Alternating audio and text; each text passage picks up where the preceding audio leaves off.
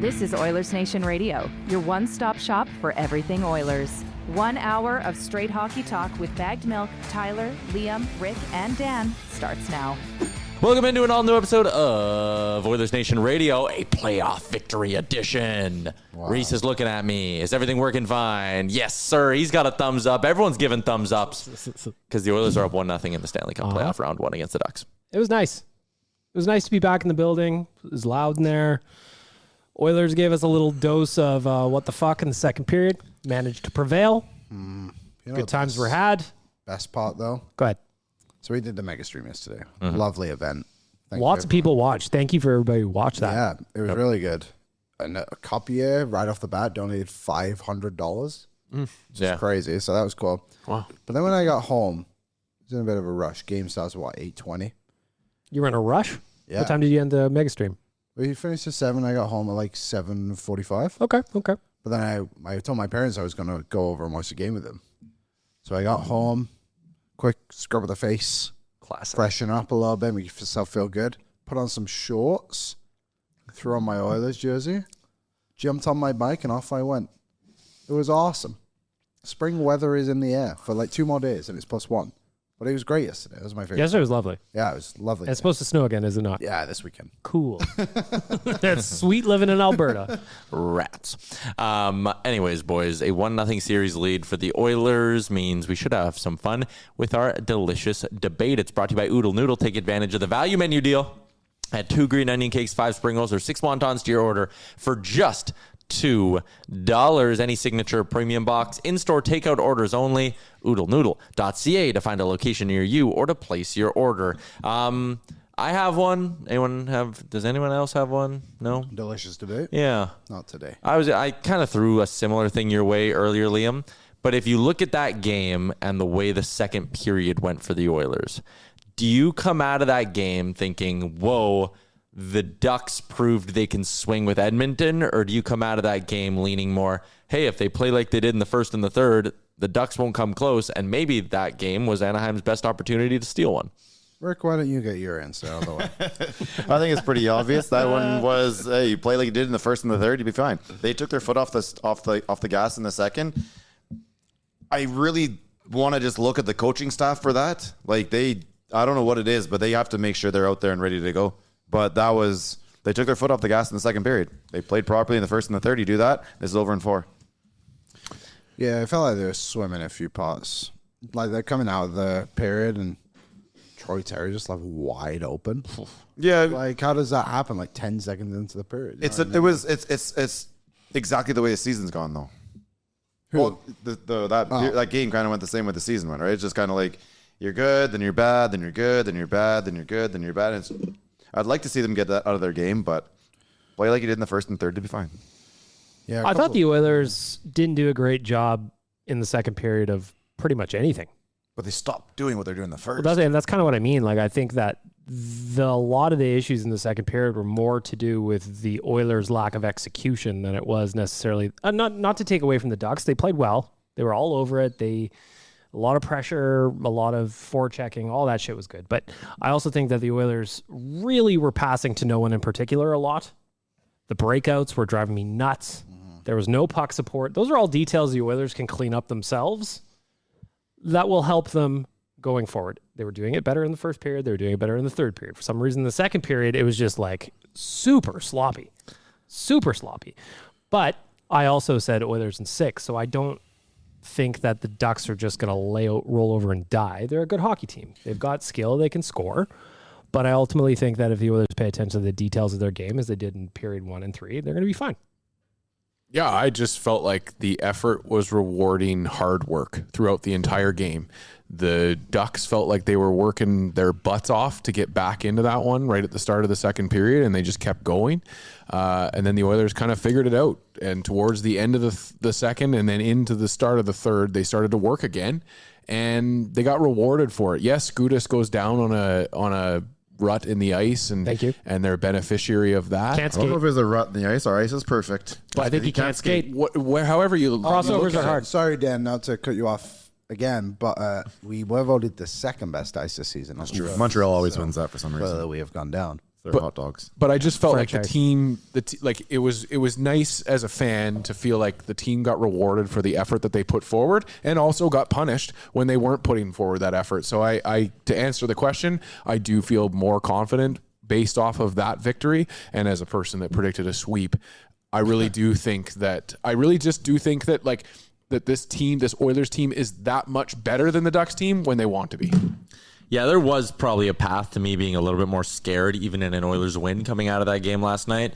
But I'm just not. So, like, BM, you were Oil in 6. Liam was Oil in 6. I was Oil in 6. I'll be honest, if I could redo it, I think I'd say 5. I think that game showed me that when the Oilers are at their best, they'll be able to win these hockey games. And they're, again, I thought maybe the Ducks would have a bit of a better push in game 1. I thought there'd be some of that youthful energy. I think the Oilers have also proven over the last few years they get better as the series goes on. So that was... The other thing, too, is the Oilers still won game 1. Without Connor didn't points have in a goal. 97. Yeah, but Connor didn't have a point. Was he even on the ice for a goal? no. Like, and I would also argue that was one of the sloppier games Connor's played in a little bit. I thought he was trying to force some things where normally he would just make better decisions. He's going to be better.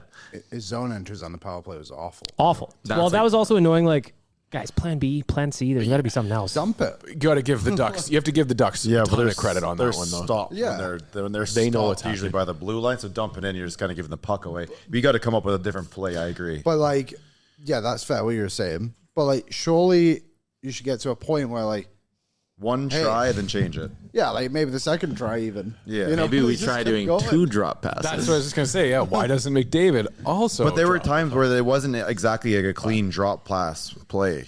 They were kind of forcing that play a bit, and they've proven already that they do have different entrances on their power play that don't include 97 sometimes.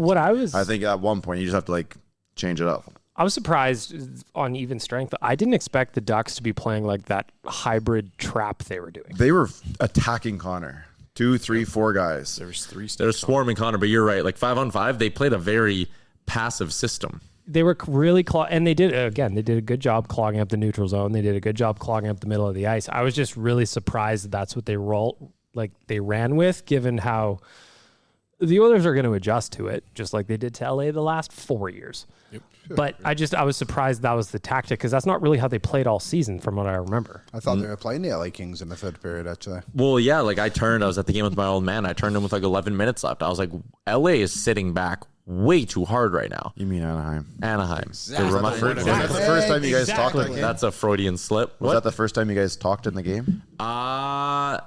No, but you can tell there's the scale of how big a goal is on like if we high five or not. Right. Cap it in winter, hit the high five Yeah. mark. Every other goal, no high fives. You stand up, clap a few times. I like to wave my towel to the beat. Whoa. And then you sit back down for the replay. I wish there was an opportunity to 3-way go to a game with you and your dad, because I bet I would be high-fiving him every game. Yeah, probably. I high-fived him twice in Vegas. High fives and hugs. Yeah. You'd probably have a great time. But no, it's only, listen, just like how the Oilers are playoff vets, me and Ross are playoff vets too. I'm not going to be hooting and hollering for a 2-0 goal here. I was hooting. I was also hooting. I was hooting real hard. Kasperi Kapanen was trying to scream a hole through the ice. Oh, I loved that He has last that night. energy level. They found a way to win, but like it wasn't the big dogs. I know that Leon got the 2 assists last night, but That entrance nobody on that had Jason last goal was Dickinson crazy. and Kasperi Kapanen as the only goal scorers for the Oilers in a game 1 win. I didn't have Jason Dickinson getting a goal. That's I didn't sick. even have him in the ice. That second goal was kind of what you expect out of him. That first goal was First one was ridiculous. Good for him. Great pass by Walman too, just an absolute dart. Hey guys, Pat Puff, producer of the DFL Live, forgot his lunch in the fridge. So he's going to awkwardly walk over and go get it. What do you have, Pat? It's like a pasta tuna salad. Oh, fucking eat that downstairs, you demon. I'll eat it in the car, but Eat it on the patio. next to Pasta the- tuna Tuna salad.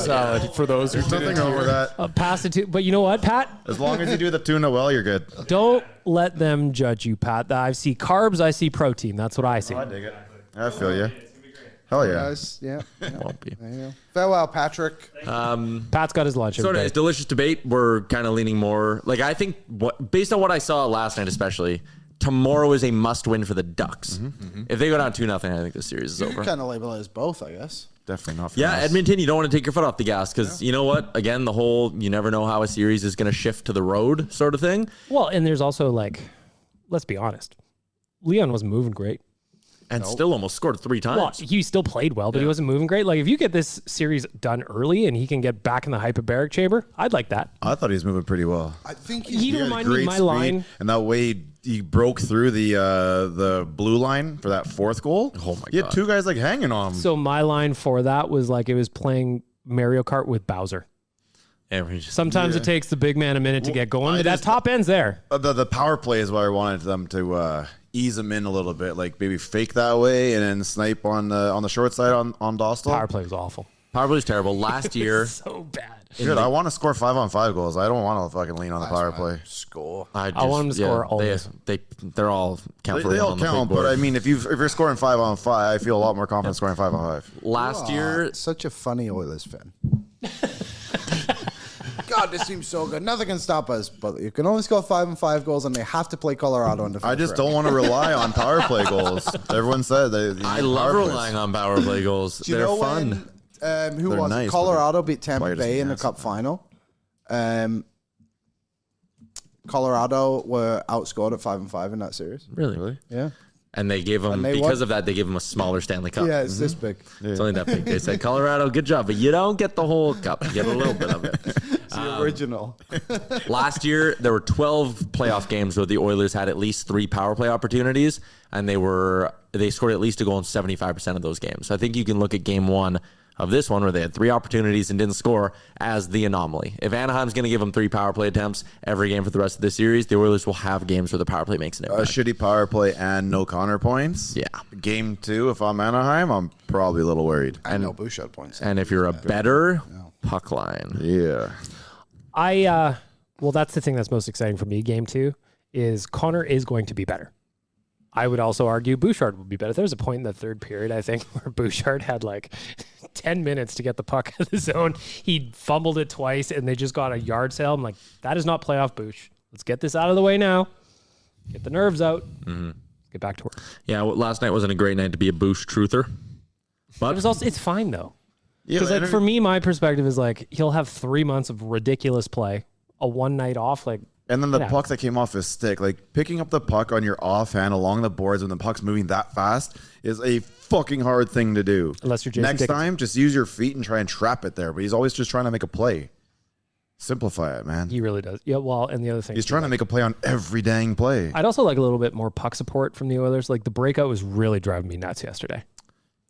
yeah, 2 guys parked at the far blue line. They're blowing the zone too early. You essentially have to make a 100-foot pass, or you have no options. And that's part of what's making Bouch a couple bad giveaways is that his only option is to go fucking 60 yards down the middle of the field. It's either that or you steady Steve Stais it and just rip it down the ice for the icing. Like, there's not really good options with the way I they would do set up that if I breakout. was him. Like forwards, if you don't want to fucking have a face-off on our own, then come back here and let's break out properly. Otherwise, I'm just going off this because it's a safe play and I don't want to get the puck away. support.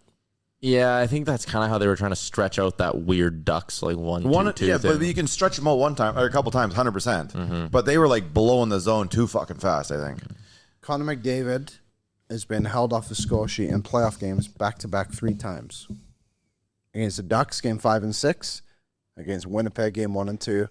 Against Florida, game 6 and 7. 7. Damn it. Damn it. Those didn't happen. That's the one you want. So we like his chances to get back on the board tomorrow. Yeah, the other part of it, too. You know what? I think he's going to the be last- fine. The last 2 years against the Kings, he had the 5-assist game in game 1, and then last year he had a 4-point game. So then for him to have 0 to start the playoffs is quite interesting. It's He only had happened 9 once. points through 2 games last year. No, in game 1s of both those series. Oh, He had those 5 series. assists in the first one, which I think the Oilers won that one.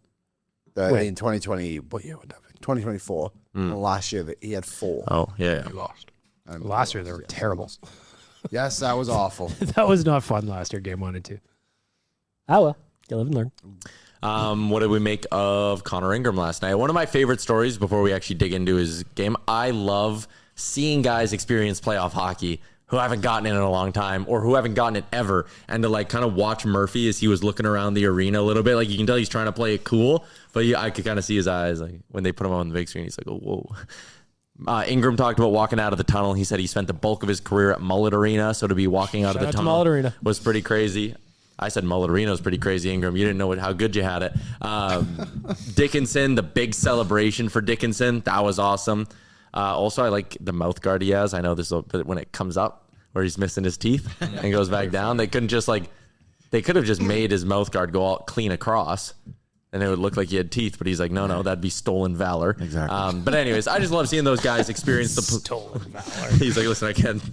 People who have all their teeth deserve whatever. I just like seeing these guys embrace or get to embrace the playoff atmosphere. Well, and to hear them talk about it too, like Ingram, like you said, I played at Mullet Arena. We went to Mullet Arena. It was a tiny little barn. Yep. Yeah. It was lovely. But to soak it up a little bit, and those guys haven't had the experience, and then to do it at home in Edmonton for game one, like it's a different animal in there. Yeah. We have our boy Jay Carledge in. I chatted with him after the first period because remember he went to the last regular season game and he kind of said he was like, it got pretty quiet. Well, that's because he's in my office downstairs, and I was like, "How did you think of the game last night?" He's like, "Wow, I mean, for a 6-1 game, it was a little quiet." I'm like, "Do you have tickets on Monday?" He goes, "Yeah, I'm going on Monday." I was like, "Just ignore game 82. Forget that happened. Enjoy the win. Hopefully, you bet on it." Yeah. But I was happy to see it was a different animal. Yeah, talking to him after the first period, he was like shaking, like jittering. He's like, that was insane. I was like, yeah, like that is what we talk about being like the atmosphere in Edmonton. So the atmosphere last night was great for the most part until the team shot themselves in the foot. With Connor Ingram, the stat line isn't pretty, but holy shit, I think he deserved to be one of the 3 stars. I thought he was great. No. He made some really big saves in the third period as well. Like he had somewhere sliding across, hit his pad, like really, really big saves. I thought he was calm in the net. He's just got really such a calm demeanor in there. Not a lot of movement. Just steady. Baited Granlund to shoot the puck at him instead of the open net. Yeah. Well, Menzies was telling me that actually hit Ekholm on the way Ekholm in. definitely. You can tell Ekholm, kind of gets his stick to just push Granlund's stick a little bit. Yeah, I was going to say, I don't know if he touched it or not, but I think he was avoiding the stick and therefore went wide. Because I saw the same thing. Yeah, I think we're arguing cement, but I think Ekholm's stick hit like the heel of Granlund's blade, which kind of forced him to flare it out. But like he was very solid. Yeah. But the team was very good in front of him as well. And that's kind of the way it has to go. It has to go hand in hand like that. He makes that first save, and then you got to turn around and get that puck out of the damn way. And I think that you saw it. They played, well, in the first and the third anyways. Yeah. They played solid defensively, and you had a solid goaltender. I think you're seeing the Oilers goaltender of the future. Mm-hmm. The future. Yes, sir, the future. Now, old man. This is coming up in a few segments, but do we have a Tenable, Liam? I can make one. Yeah, you better. Yeah, I've done 0 prep. Don't lean on Wait, what'd you say again. I've done 0 prep. Wow. Yeah. Yeah, no, yeah. You need this needs to be a well-researched Tenable, Liam. All right, I'll think of a good one. Anything else from the game last night? Any closing thoughts? Darnell Nurse played objectively horrendous. Not only the penalty, the penalty was dumb as hell. I think a bit unfortunate. Yeah, stick rides up. Yeah. He's trying, like the guy kind of turns. So I like his intentions of like trying to set a physical tone. That play's not getting called in other games. That's what's annoying to me. But you have to know that in this game, there's been no shit after the whistles. So if you're the first guy to do something that was super egregious, you're gonna stick out. I don't know if it's super egregious. It He was definitely him in the back of the head. Are you not allowed to do that? everything we've seen in the playoffs. Like this is the playoffs, I know, man. Vegas is doing that It's like it's like the one that Brady. It's like the one that Brady got last night. Like that was that's terrible. I think it was a good call. I don't even know what he did. Oh, I felt like Nurse's. You feel like he was bad? I thought he was terrible. He was running around like crazy trying to. I felt like it was almost like he was trying to make up for the mistake, and he was just like skating circles all over the ice. And no one's better at Oilers are cycling. Oilers are cycling. Puck goes to Nurse at the blue line. Back foot wrister into the goalie's crest. Cycle over. Every fucking time. But at least he gets the puck at the net, which for the rest of Walman was the only other defenseman. The line's always 1.5 people. Was the offense, and I like I agree. I know like I want Bouchard. I want him to be the guy that's leading the way here. But I just felt like at least Nurse was throwing the puck at the net. Yeah, I think those shots to the net can be like honestly just useless though. You think? If you have zone possession, pucks go in our net though. Or how many times do you watch a game and go, look, you just got to put the puck on net? I just think like there's better ways to do it. Like I think even just getting the puck and like walking down the wall a little bit and just putting it deep is a way more effective play than getting that has 0% chance going in the net though. There's at least a bit of a pass chance of going to the doesn't, net. But there could be more that transitions out of that play rather than just like killing the play immediately. Like sometimes it's good. I totally see what you're saying. Yeah, I'm not trying to it's totally probably kill down it. to per player. Or whatever. Yeah. I didn't don't think. know. I honestly think it's like a super general, like that's a bad shot. But I would rather have that offensive zone face-off when you have this team. No, I'd rather keep cycling the puck in the offensive zone. He takes a lot of very low percentage shots, is just kind of my point. I am a fan of creating chaos and throwing pucks on net. He does it a lot when there is no one in front of the net. When the team is working the outside, then it's like, oh, Darnell just fired it into the goalie's crest for no reason. He had a bad game. I don't see it. I was more so just annoyed with the penalty than the game as a whole, just because the play was over here and he's over here in the corner. I was just like, I get it. Take your pound of flesh, but like, you didn't need to do it right then and there. And then obviously he gets called and then bang in the back of the net. I was just like, that's a player who's been here a long, long time, played a lot of playoff games.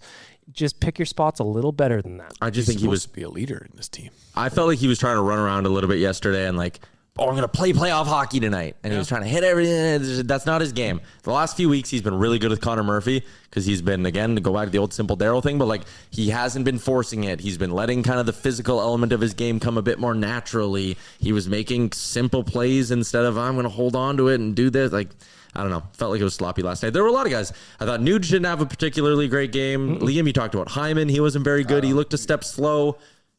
The fourth line barely played, but like 42 had a great game. Cheeks did have a Cheeks great was game. awesome. I agree. Trying to get rid of him for fucking all year. Been sitting on that one for at least fucking 15 hours. God. I think Cheeks did a really good job. I said on O&E today, I think he was a candidate, honestly, to be like a healthy scratch. And then like injuries kind of played it that he was into the lineup. And he's clearly just one of those guys who I think is similar to Roslovic in a similar way of like, you're probably never going to have both of them going at the same time because I think both of them need to be in the top six. So it's kind of unfortunate in that way. But like when Kapanen's going, he's really good next to Draisaitl. I think he's a little bit faster than Roslovic.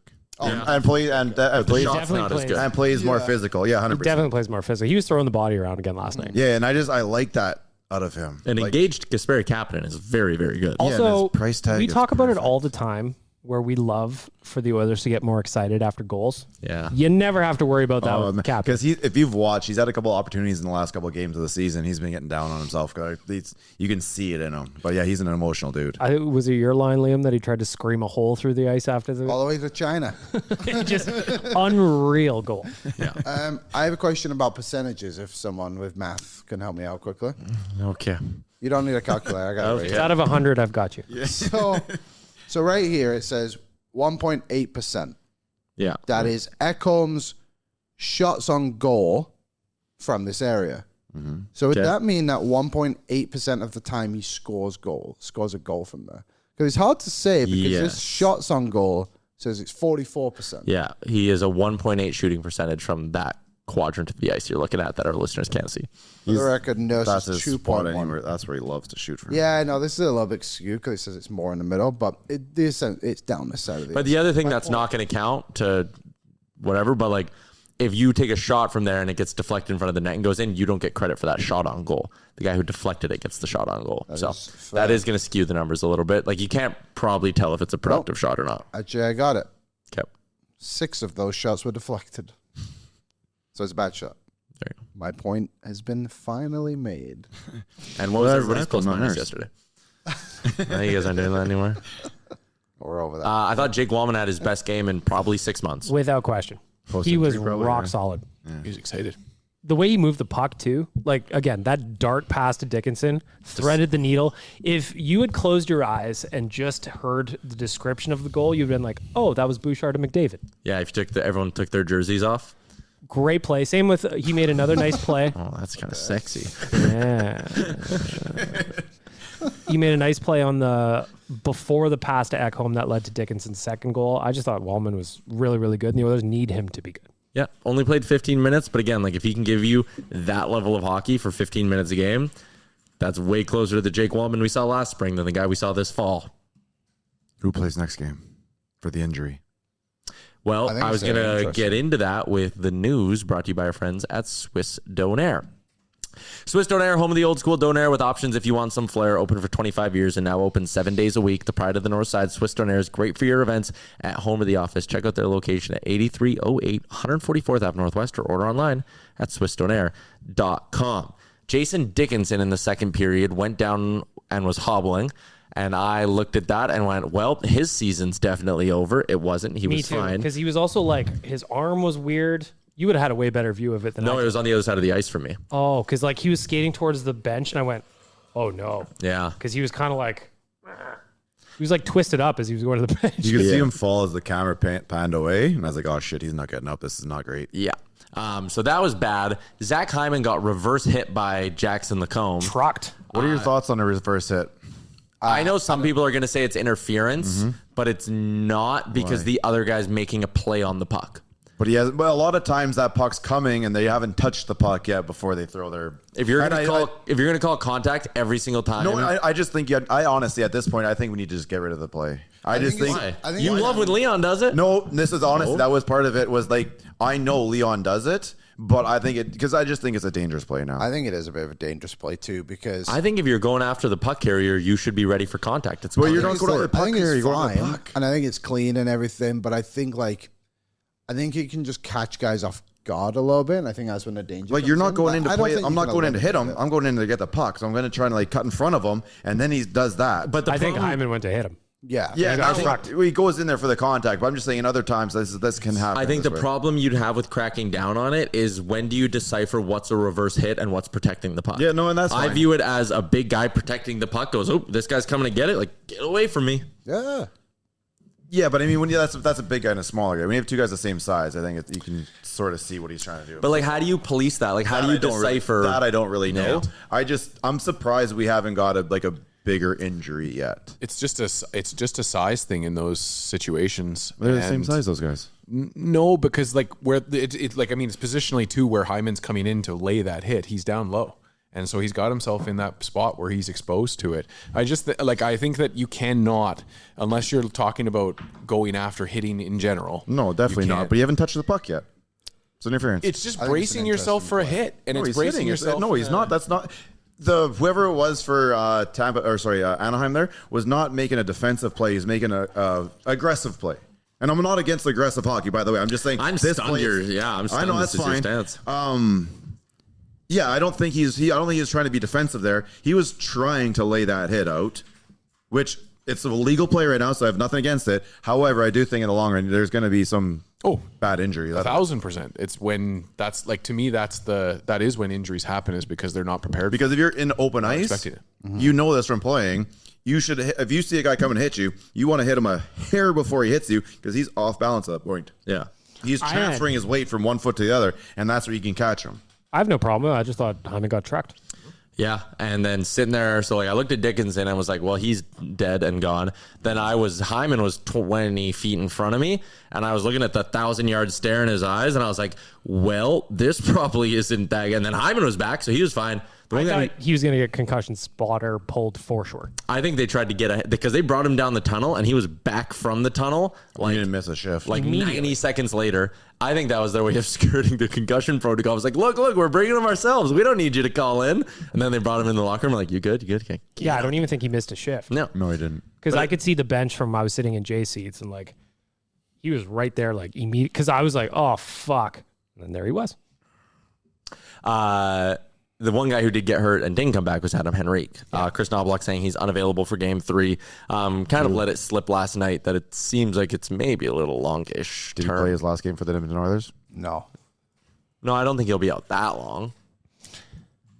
Do you? So let's just think say he will I be? do. So if he's out, let's say 3 weeks, and the Oilers are playing a very good style of hockey, and his replacement is playing well, I don't know how you put it. I don't know how you yank whether it be Lazar or Szymanski. I don't know how you yank either one of them if things are going well. Yeah, I'm willing to. If you were like to give me a bet on that, I would say if the Oilers are still playing hockey in 3 weeks and Rico could get back, by then there's probably another injury. I would say the same thing that I did for starting game 1, that he'll get the veteran bump and he'll get back in. We've seen this before. He got injured in game 1 against the LA Kings that one year. He started on McDavid's line, missed that entire round, came back for game 1 against the Canucks. Yeah, but now the contract's up. You have a coach here Contract was up that year. Yeah, but you have a coach that's going to want to play that kid ahead of him. If you wanted to play the kid ahead of him, he would have played the kid ahead of him. No, I think he played. I don't think he played Szymanski last night just to give him his first taste of playoffs at home. I think Off the ice. So here's your first one, and we'll get. And I honestly thought he was going to come out for game 2 or 3, regardless of an injury. I'm with you, but Lehman pointed out some things about the penalty kill is 80+% with Henrique on it, and without it, Henrique it's like 68. And a big reason for it is the face-offs. He's like 55% in defensive zone. They did struggle in the dot yesterday. And that's why I think he will immediately get back into the lineup. And that's also that's a debate there, fine. Hey, I'll say it. I think he's better than Szymanski right now. I really do. I think when you throw everything into it, I think he's providing basically just as much as. I think he's more trustworthy as a veteran, and that's what you want in that role. No, and I agree. I honestly thought I kind of thought you guys would be a little bit more of like I'd want to play the kid over the veteran this part. I think that's exactly why whenever he comes back, he's going to go right back in. That's actually honestly, I'm sure it will be Szymanski, but if Chris Knobloch were you open up a pop there, Reese? It's okay. Just open up your drink, pal. Yeah, you got to put a pillow over it. You don't have a mic over there. So it's fine. I know. Yeah, you're right. Well, because you're trying to be sneaky. I think there's a world because, again, I think they had to win more draws yesterday. I think there's a world where maybe Lazar gets in. And Chris Knobloch did not tip his hand. We'll have to wait till they skate. Who would you prefer? I would prefer Szymanski, but like if Chris Knobloch were to say, hey, we think for the 7-8 minutes we're going to play this fourth line, that we value having the right shot centerman of Curtis Lazar. He's like 61% in the D zone this year, winning faceoffs. See, I think they also would factor in the PK part of it as well. Yeah. So I think honestly, and the analytics crowd's going to crucify me for this, but like, I think there is a mildly logical case for putting Curtis Lazar in the lineup because you trust him more in the faceoff circle. And like, if he's going to play 7-8 minutes, you don't. Well, that's how much of a difference is there between the two in terms of the 5-on-5 play? There is a difference, but is it big enough to outweigh like a 10% swing in the faceoff circle? I don't know. I'm sorry. I can see Lazar getting in. Yeah. I could see Lazar getting in for the home game. And again, Szymanski is a bit of a he's the other way around. No, because I think Szymanski is a better 5-on-5 player, so I want to cherry pick the spots where I have Lazar out there to win draws. And since Szymanski's a better 5-on-5 player, I'm less nervous about him getting stuck out there in a bad matchup on the road. Fair. So that's my take on that. Thanks. Yep. No problem, guys. Other than that, really no notable news, at least out of this Edmonton Anaheim series. Anaheim didn't really have anything to report from their off day today. So, what do you think the vibe is for the Ducks after losing a game like that when they had a 3-2 lead going into the third period? John Carlson kind of said after the game, he was doing an interview with Victory or whoever the TV network was for the Ducks, and he said like, "Oh yeah, he said that's one we had to have," and I think they kind of know. We shut down McDavid and executed our game plan really, really well, and it wasn't enough. Like, damn, that wasn't the Oilers' best pitch. It was their best pitch for 20 minutes, and then it wasn't. Man, if Edmonton can bring 40 minutes instead of 30, I think they win game 2 pretty handedly. I think they are going to win game 2 pretty handily. I think you'll see a lot more of the first and the third period version of them than the second period. I just think there's so many things that can get better from game 1 that they're really going to put on a show tomorrow. Yeah, I mean, just keep doing what you did in the first period because all you did was went out there and did your job and did your job, and eventually 15 minutes in, you got a goal, and then bang, you got another goal. Just like it's reasonable to assume Connor McDavid will not be held off the score sheet tomorrow. Yes. It is reasonable to assume the best power play in the NHL will not fumble fuck their way through 3 opportunities the way they did yesterday. I like how you're presenting that like you're a lawyer talking to a jury. But is it not? Yeah, you're being on. So I just think like tomorrow there's still a lot of upside left for the Oilers that we didn't see last night, even with the win. And that should scare the shit out of Anaheim. You know what I didn't like though? What did you think of Creed as the song this year? I kind of liked it. It's not a big pump-up song. That is not a pump-up song. It's not a pump-up song, but it kind of gets the goosebumps going. And they bookend it on either way with Till I Collapse before. And then what's the song when they're coming out onto the ice? Enter Sandman. Enter Sandman. So it's like there's hype, and then there's that middle part to make you real emotional about what's at stake. Tears. Going from Welcome to the Jungle to Creed was a major boner killer for me. Which My Sacrifice. No, higher. Oh, Higher. Yeah, higher. And the same song. No, come on. That's two very different songs. Very different songs. My side. Although they sound very similar. Hey, you had those good hockey takes. Now you drop the ball on this one. Whatever. Thought it was fine. The Oilers usually do a pretty good job with that game presentation. The video stuff. was great. Yeah. I just didn't like the song. I'm going to say it. Haven't been on enough nation vacations down to Calgary playing our Creed. Well, listen, like, I know if Lisa was in there, she would have been like screaming at the top of her lungs. It's true. I don't care. Felt like it was personal for those two. Great video, though. They did a great job with the video. Also, shout out to Tony Brar, his like pregame hype. I thought yesterday's was really solid. I liked his yelling thing he does. What does he say? Where he's yelling. He's like, "This is oil country." Reese, what'd you think of it? All right, thanks, Reese. He's lost. Sorry, I didn't know. He doesn't have a microphone. He also don't have a mic, so it's pretty hard. But thumbs up from Reese. Swag. What's super swag? Did you have a drink at the game last night? You have a drink at the game last What was night? the BPP last night? Couple Just one? beers or those grape slushes? I had 3 beers and then switched over to slushies. Oh, wow. 4 drinks at the game last night. Wow. Jesus Christ. How much? Exactly. It's the playoffs. God forbid a white boy get a little frisky at game 1 between Oilers and Ducks. All right, Rooster. One day we'll give Reese a mic, everybody. It's just not in the budget. No. Like how Liam and I have to share one laptop charger. I know. I'm low here. Yeah, I'm low too. Should we go take a peek around the NHL quickly, gentlemen, at a couple of the other series? Has anybody, I guess I'll just start with that. Has anybody tuned into any of the other series? I've been pretty dialed in. I watched most of the games. I've been watching most of them as well. I've actually been intrigued by some storylines this playoff run. What are your top 5 stories? Number 5. The Philadelphia Flyers surprising the world, I think, right now has been Hasn't number really one. been close. Porter Martone. Yep. Pittsburgh's got to score, man. his They got arrival. 1 goal in 2 games. Do you know why his name's Porter? His mum's. He loves the airline. Liam's correct. Close.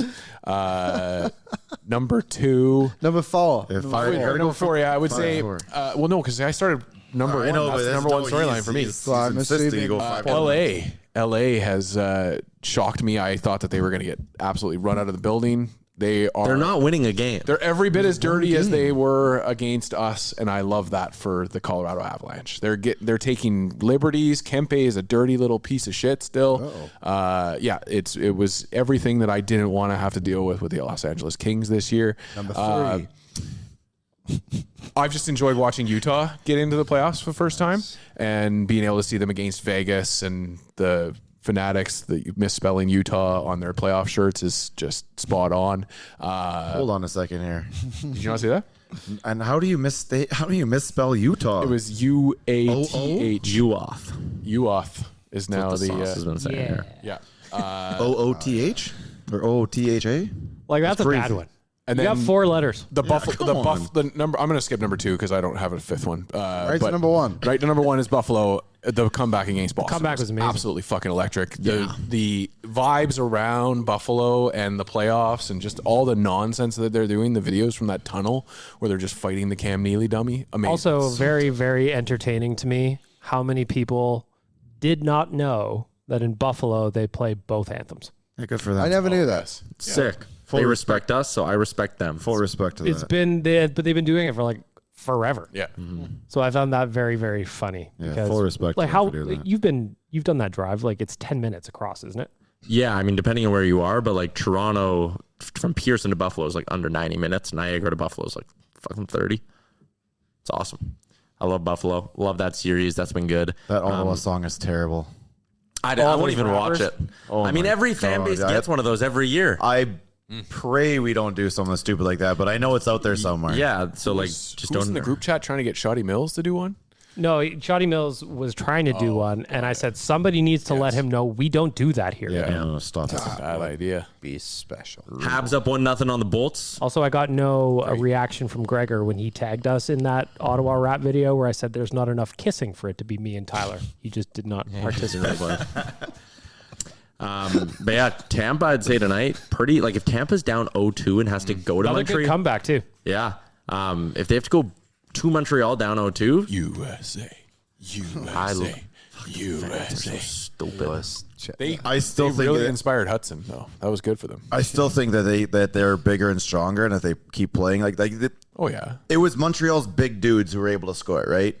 Like Josh Anderson's a big fella, and so is Slavkovsky. Exactly. They're smaller guys. I don't think are going to be successful in this series. Who, Montreal? Yeah, and I've always had a thing against like all those kids that came off that American national team, like that super duper team they had.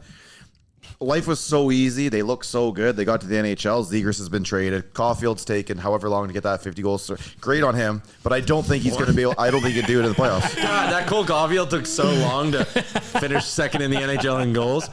Come on, you hate the Habs. No, I have nothing against the Habs. I just think Zegras was awesome this year. He's already been traded. Like at that point, you've already not made your potential or what. Like what he came out as. Colson, right? No. Oh. Brad There's nowhere near the same type of hype. Thank you, hype between those two. Do you ever think about the Pods trade? Like, just if you really think about it, it was a 1-for-1 for Evander Kane, just a year delayed. Yeah, it was Because great. it's the same fourth that went back and forth. Yeah, and now Pud Colson is signed to an extension that hasn't kicked in yet. That's cheaper than Kane's deal was. And Kane just didn't even show up for his last interviews. Oh, he did them early. That's what the story does.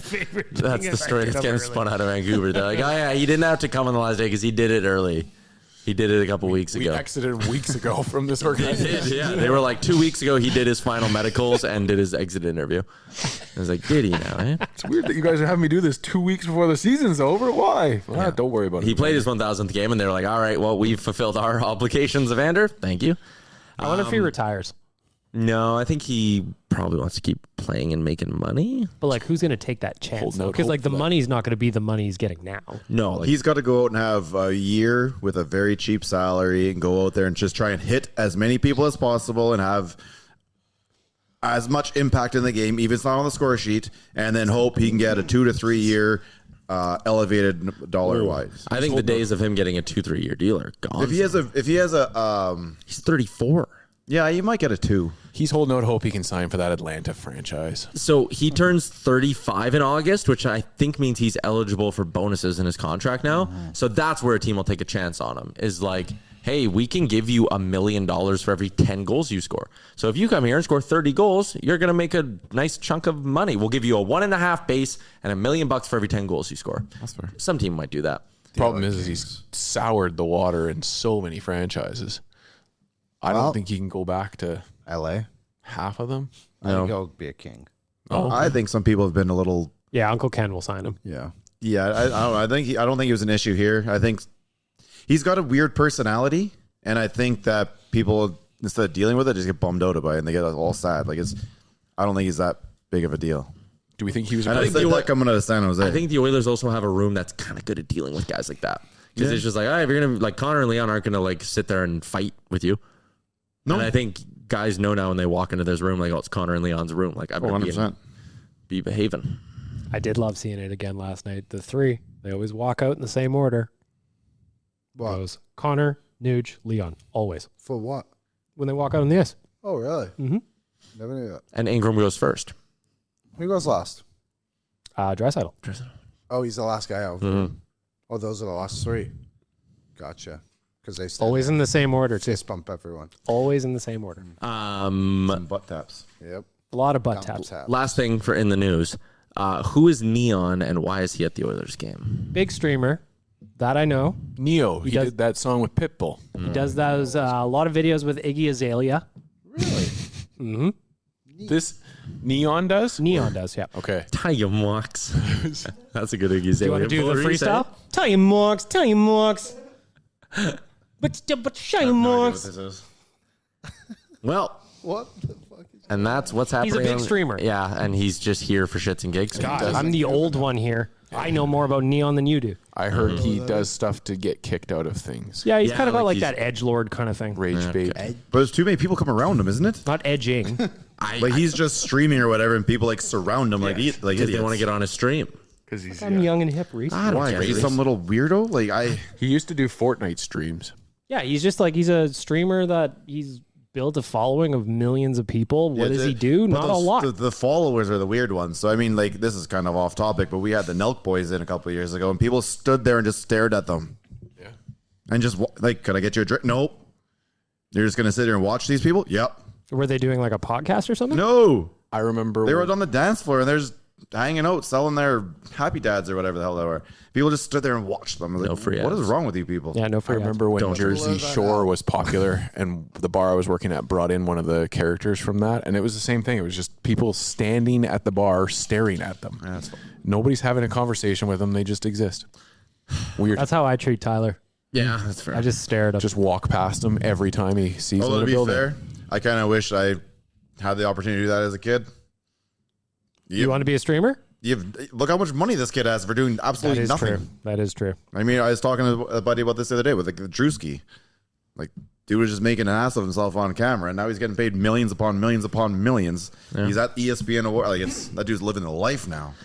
All right, for our friends at Bet365, tired of waiting for the game to end to get paid? Are you ready to move on to the next puck drop? That's why Bet365, an official partner of the NHL, has the 3-goal early payout. If the team you're riding goes up 3 goals at any point in the game, they'll pay your bet out early. Unbelievable. Hockey moves fast, and now a 3-goal early payout, there's one less thing you have to wait around for. Bet365, download the app. See what early payout's all about. Must be 19 or older. Please play responsibly. Tomorrow, the Oilers open as minus 190 favorites against the Anaheim Ducks. I don't like that. What's the puck line? Puck line is plus 130. That's still not that juicy. Let me hit you with this. Okay. Connor in the power play bounce back tomorrow. Okay. So give me 2 McDavid points.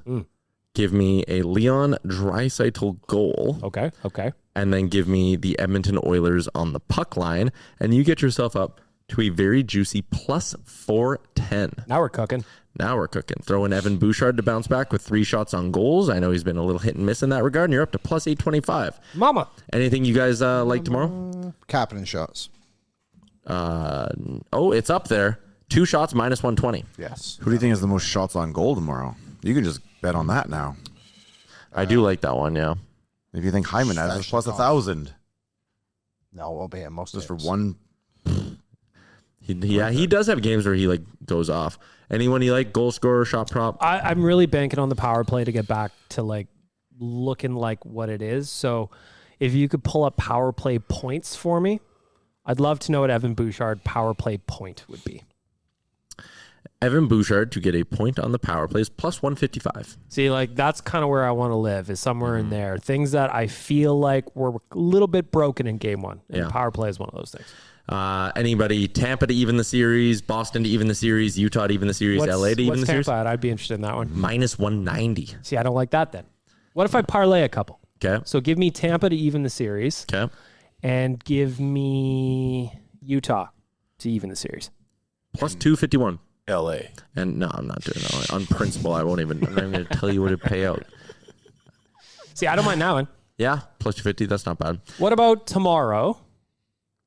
The Jays play tomorrow? Because I love me and Oilers. Jays money line Jays play parlay. tonight, so there's no odds for a game tomorrow. That's- KBM, I know you got to run. We'll do Tenable when you leave, but first, let's get our score predictions out of the way for our friends at Bet365. I know we usually wrap up with it, but we'll flip around the order of things. Nobody got a 4-3 prediction when we did this on Friday, so we are fresh. BM, you want to go first? You never get to go first for these. I will do 5-2 Oilers. Nice. Clean 5-2 win. Okay, I'll say 6-2. Dan? 3-1 with an empty netter for the Oilers. 4-1. Liam? Same score. 4-3. Ooh, 4-3 again. Reese, you're back.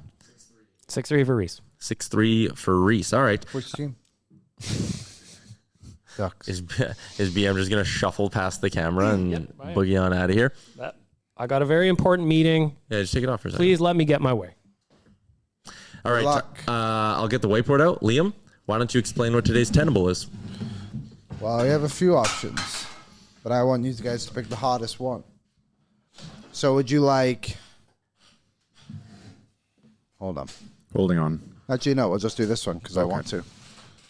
Wow, no options. The 10 former Oilers in the Stanley Cup playoffs right now. Okay. But you have to guess Like it's number 1 is most games played. Number 10 is like it goes down to the field. Oh, like how many games they played with the Oilers? No. Playoff games in general.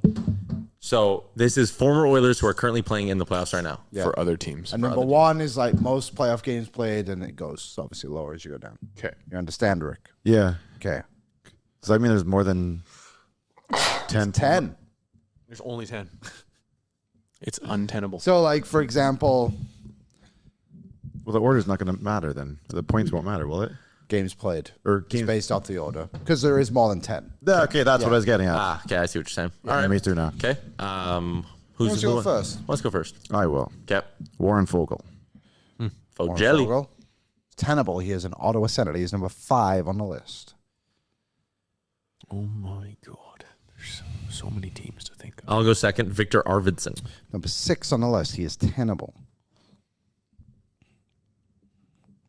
So this is only playoff games. Yes. Ooh, I don't know if it's going to count, but Taylor Hall. He never played a playoff game here. Oh, 17. Doesn't have to be here. Oh. Just in general. Oh. He is Tenable. He is number 8. I knew it was going to be low, but I believe he's played 52. Corey Perry. Number 1. didn't even make us wait for that. No one. point on that. No hesitation, no work. Stu Skinner. No, he hasn't played enough games. He's number 9. I was going to say, yeah, to a. Bang, I bang. think he had one less than Hall. What, 52? All right, we're humming. Yeah, but now I hit my to look at his teams, though. So you need no looking. just the team. just Team the names. franchises. 2, 3, 4, 7, 10. I got one for sure locked in. So do I. I got a second that's kind of weirdly close, maybe, but he might not. I'll go ahead, Dan. Vegas, Utah, I got another one locked in. Dallas. Oh my God, I can't think of any former Oilers. Nope, the Kraken aren't there. No. Holy. Holy guacamole. The Kings got rid of both of the former Oilers. We said their names anyways. Yeah.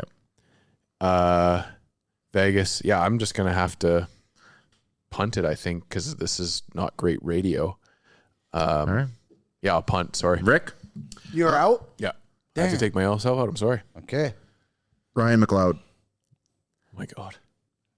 Oh, good guess. Number 7. Ryan McLeod is Tenable. Rick, that's good news for us because I didn't have McLeod in my brain. I had Brett Kulak on the brain. Number 4.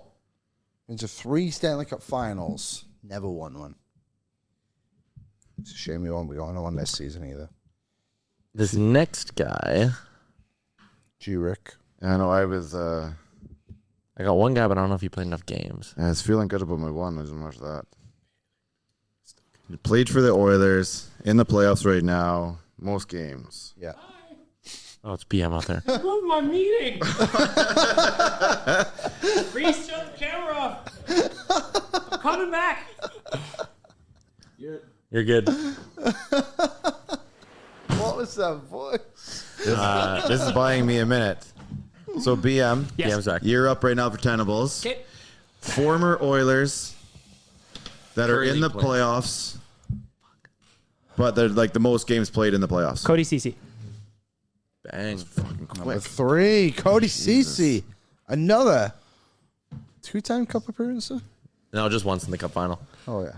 Yeah, I don't know. That's a good one. Is it my turn now? No, it's Rick's. It is Rick's turn. Yeah, go back to me. And then I'll go to Yeah. you, I guess. Or BM, it doesn't matter. Yeah, you know what? I have to join Dan. Punt. Yeah, I'm running. I'm out of names. It's down to The Wild. 2 of you. Oh, damn. Oh, 1 second. I did make one error, Oh, boy. but it's not detrimental to the game. It's just you switched out the 10th one. Everyone just moves up one. So you, CC's 2? yeah, CC's 2, you just need 9 and 10. Oh, okay. Yeah. I thought David 9 and Perron 10. was still in a playoff team. He is not. He's not. There's no way I was going to think of Perron then. He was number 2. Yeah, no, go ahead, guys. I'm out. Okay, 2 left. They didn't have to play a playoff game for the Oilers either. Just a former Oiler who has played playoff games before And currently in the playoffs. and is currently in the playoffs. I have no I idea. like how the rule is. I was like, that didn't help me at all, though. Yeah. No, Can I take a guess? please. do. Kyler Yamamoto. He is number 10. Good call. So that means all we're missing is number 9. Oh, I forgot he existed. He's on Utah. I got to go into Rick's jersey collection in his closet to see who is no longer here that could potentially be on a playoff team. Last one. Yeah, there's one more left. So This who? is easily the toughest one. Okay, so I think I know it then. Same sentence. Is it Sam Carrick? No, he plays for the Rangers. No, he plays for the Sabres. Oh, then no, he hasn't played enough games. Fuck. It's Jeff Petrie. Oh, Jeff Petrie. Fuck, I forgot he's on mini. I forgot he existed. I guess, yeah. I thought we had that Tenable in the bag. I was going like 2017 and up. Like, Sam Carrick's only played 10 playoff games. Petrie is a long Ah. time. I feel like Petrie was like 20 years I think ago. it was kind of ruining my brain that he didn't play any playoff games here, even though I know the rule was that he just had to be a Yeah. former Oiler. Yeah. Yeah, I was And definitely. he's been in the league so long, it's hard to remember he played on the Oilers. You could have given me a long time and I wouldn't have gotten I that. did. I gave you about 10 minutes. No. Fair. All right, boys. Well, since BM's back, we'll wrap it up. One more whoa. One more round table question. We'll go around the table for it. Give me one key to victory for the Oilers in Game 2 against the Anaheim Ducks. Power play. That is my one. It's not around the table at all. I was But we'll just go from you. started. We'll go from you. I'm going to go Square table, though. better puck support. I think if they support each other on the breakout and just not try to force pucks into the middle of the ice as much, I think they're going to be fine. I ultimately think they're going to be fine anyway, but just clean up those small details. Yeah, I'll say Connor Ingram, make the saves you're supposed to. I have no doubt the offense is going to find a way to get 3 or 4 again tomorrow. So if Connor Ingram stops the pucks he's supposed to, win for the Oil. Any concern about, like, Dostal is a good goalie, though. He could steal one. Yeah, he's more volatile than an Ingram for sure. I think his low is lower, his high is higher. But again, I just think if the Oilers create enough, they'll find ways to solve them. The Lucas Chan never really caught on last night. Why are we not doing Dostal? Dostal. Well, it thought it sounds was like something good. you had in your It's- mind. You didn't try and get it started, did you? I thought we were I remember chanting somebody Gudis. at this table had a great chant once, and he started it, no problem. That is true. I did. Arguably one of my proudest moments working in this company. Should be. I thought they were chanting Gudis from home, but my key would just be, and it's not even, I don't think it's necessarily a key. I just think it guarantees a victory is if Leon and Connor are otherworldly. Yeah. I don't think the Ducks have an answer for it. So, I agree with your guys' keys to the power play, all that kind of stuff. But yeah, Connor and Leon unleash, it's over. Strong defensive play in your own end. Don't give them any opportunities. Keep him to the outside. And you know what? Secondary one. I'd like to see fewer instances where the breakout takes 2 or 3 attempts to actually get out of the zone. Yeah. Just play with a bit more pace, I'd even say. Like, they were kind of trying to feel it out and, let's wait for the perfect pass. And then, got deflected and away it goes. It's like, I think you can just kind of push the needle a little more. Reese, key to victory for tomorrow? Traffic in front of Dostal. We should just give him a Traffic square. in front of shoot Dostal. him from the corner. Yeah. Get traffic in front of that guy. Like Kapanen, hey, he went to the net. They threw a puck, deflected, whack away, bing, bang. That pass by Pods is great. Yeah, on the winner was so could see nasty. him. Don't you You can dare see do him. it, Darnell. Yeah. Almost like a holy shit. He's I think I can get it to him. He's wide open. And if you're going to the game, your key to victory, get loud. Be loud. Loud, scream, You going dress tomorrow? up. Not as of right now. We'll see what happens. If you had tickets, let me know. I'll come. Yeah, me too. Just keep me in the loop. All right, that is a wrap on another week or another edition of Oilers Nation Radio. We're back on Friday to partially recap Game 2, but also get set for what will be a game day for Game 3 between the Oilers and Anaheim Ducks. St. George's Day on Thursday, too. Don't forget. Celebrate accordingly. Yeah. What do you feel about those 9:30 hockey games coming up in the future? What do you mean? What did you not? time change. The time change. We're not changed, so there's gonna be not like the San Jose game. They'll That's just at adjust 8:30. the schedule. No, they won't. No, because Not- California not to you, won't. To him. What? We'll always be an hour behind Vancouver. We'll be playing in Central now. Like we're The Oilers? Yeah, they voted. The government's gonna get rid of well, time. nobody We're staying in cent. We're staying. I was going to say, I mean, I did. no one voted. Yeah, I don't know. I'm just saying what I saw. Is that That's not true. Yeah, it is. Yes, it is. They're getting rid of the daylight savings time. Didn't they say that we will BC always be... BC is not changing, is what you're thinking of, but California is or isn't. However, they are going to be changing their time zones, so we will be 2 hours behind. Yeah, you guys California. are going to hate that one. A 9:30 p.m. start against San Jose in the middle of November or December. They'll have to adjust. Who? The league. No, They definitely will. I think that might. It's our start. It's the start time here. No, just gonna be in starting at local San Jose, it's still going to 8 be 7:30. It's still going to be normal time. I bet you they'll start them at 7 I'll just o'clock. go We'll to get BC we'll have first 9 games. we'll have 9 p.m. starts. I think they'll start them in San Jose at 7. I'm surprised the Oilers aren't lobbying this. I think they did the last time this was happening a few years ago. The Oilers and Flames lobbied hard for this not to Yeah, happen. because they went to a public vote. it was. Yeah, I went to a public referendum 4 years ago. Yeah, we all said no. The wording was a little bit convoluted and confusing, and the answer was no because of it. Because it was supposed to be the opposite of what we're doing now.